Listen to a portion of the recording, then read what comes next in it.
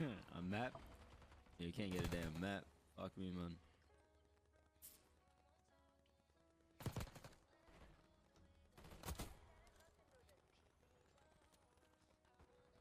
Yo,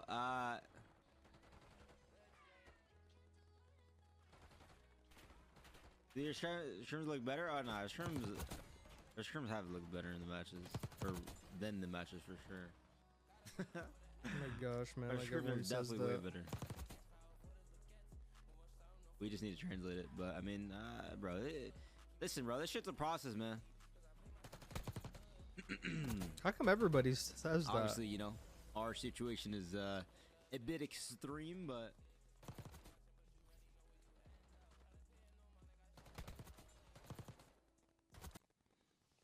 Some I'm very curious about is like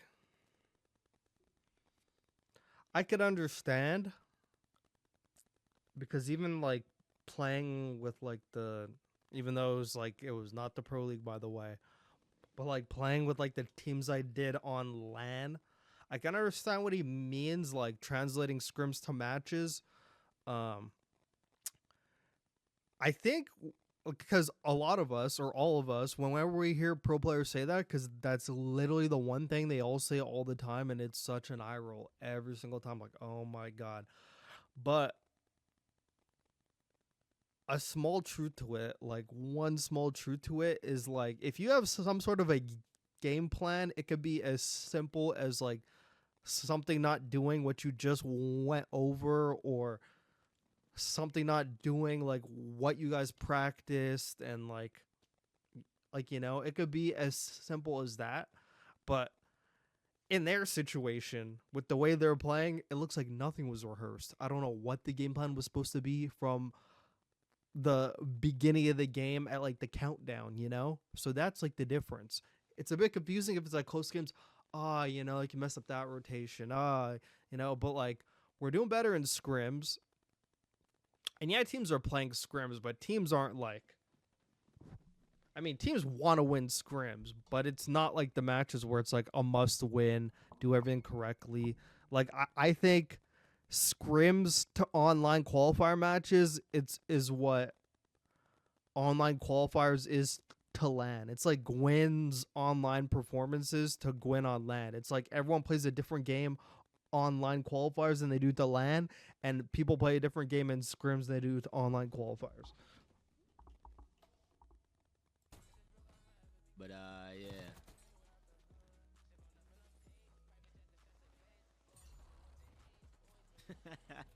We need to see. I just need to see one victory. Then it's fucking wraps. Yeah, I don't think that's happening.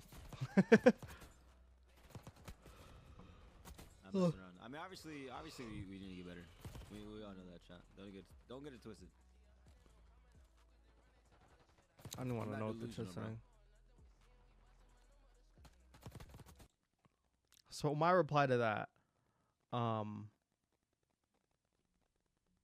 I'm all about trusting the process and not like rushing any roster changes. I'm not even thinking they should actually even make like a roster change or fucking like whatever. Actually, I mean, I should have thoughts on that, but that could be for another time. But knowing like the urgency, it's like everything they're saying just does not add up. Like I remember hearing them in their game chat. Everyone's freaking out. Just relax. It's fine. And then we see what happens in the game and like their facial expressions when like they lose. It's like what is fine about this? What is the oh, don't worry about it, you know, it's not that big a deal. Like trust me, we know. It's like, do you guys really know? Because this is really bad and it's not even getting better. Like that's where the confusion is. Like I'm probably gonna say this again in like a short or whatever because it's only like for members only. But bro, if they came out and said, um, if they came out and said, you know, like things just aren't going good, like you know, like our mentals are messed up and everything like that, like you know, like we just need some time to figure out. if I heard like that, like, oh, like we're just not in like the right headspace, everything's like not going, like something like that, like I would understand and I would probably like ease off. But to hear them say, oh, you guys don't even know what you're talking about, like, don't worry about it. And then we get what we get. It's like, okay, now you deserve to be clowned because you literally are now like fucking gaslighting everybody, Like, that's what it feels like. You guys are gaslighting everyone, like, don't worry about it. And then it's like a dog shit and dog shit and dog shit. By the way, everyone thinks our game is like our issues are outside the game. It's not. It's not outside the game. I don't know why like people keep thinking that. That's like the only thing I'll really address.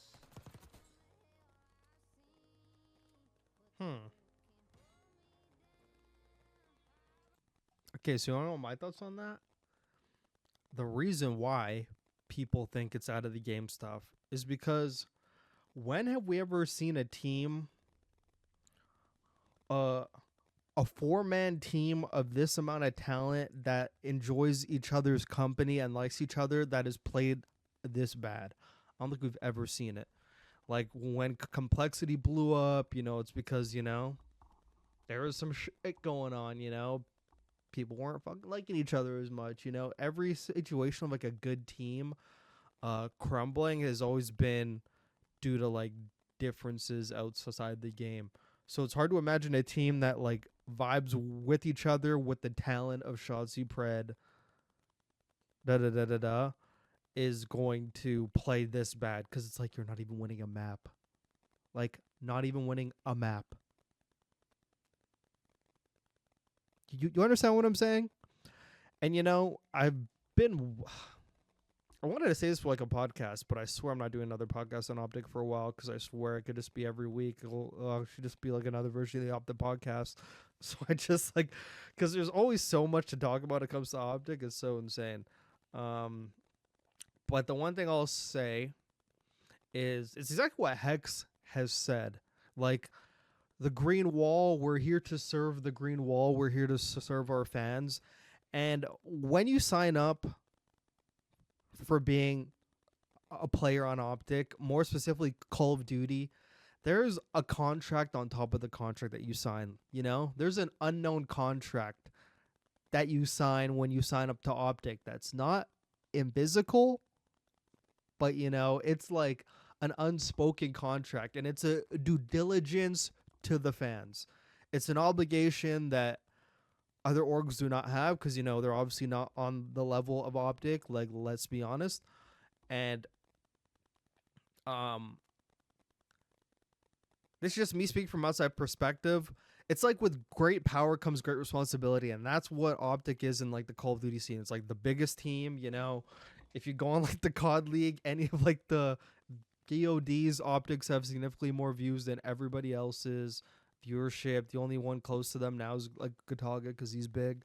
But I just think from the outside perspective that like they almost have not necessarily an obligation, but a duty to like, they don't have to tell like the fans like all the inside information. I mean, like, it doesn't have to be like that, but give fans something. And like him going on stream and like talking about it a bit, I don't know how much he's talked yet, because we're only 8 minutes into it, but like having the due diligence to just talk to your fans and be like, hey, like, this is going wrong, we just like anything. Like, I feel like that's an obligation OpTic has to their fans that other orgs don't have. Like, when Atlanta FaZe does bad, they just like they just don't talk, and it's okay.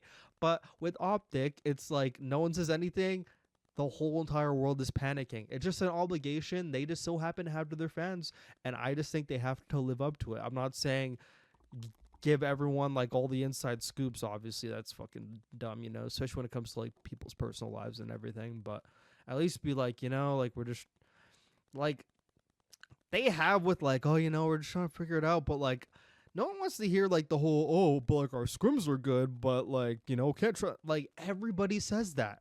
Like, need some like, oh, like, we're just not in the right headspace right now. Like, something, like something that could like put your fans at ease, or something that could just make your fans go like, okay, like, they said this, okay, we'll give more time. But I just feel like that's an obligation OpTic has that like a lot of orgs don't have. But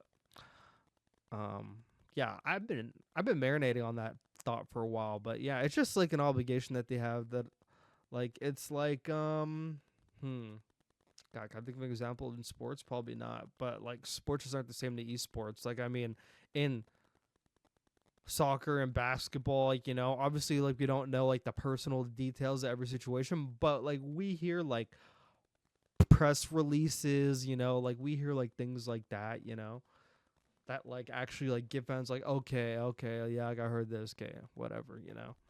And also, like, another reason why I think OpTic has more of an obligation to their fans is because OpTic's like the Real Madrid. They're like the Man U. They're like the Barcelona. Like, they're like the popular team that people getting into the esport or the sport are going to gravitate to because they're the most popular team.